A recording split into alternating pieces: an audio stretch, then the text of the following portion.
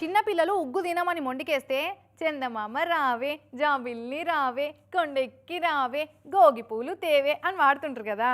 అయితే ఇయాల్టి సంది ఇంకో 2 నెలల దాకా చందమామలు రండి జాబిల్లులు రండి కొండెక్కి రండి అని వాడుకోవచ్చు.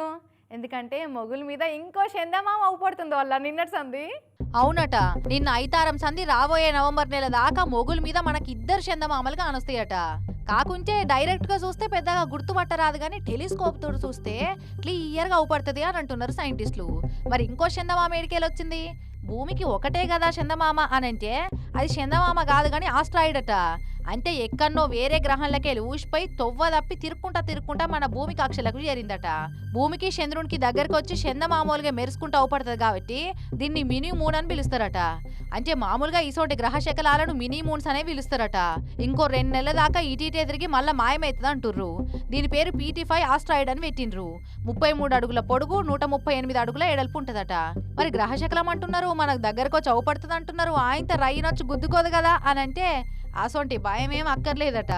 ఇసొంటి మస్తుగా సుట్టం సూపు లెక్క వచ్చి పోతూనే ఉంటాయి అని అంటున్నారు. మరి అది ముచ్చట.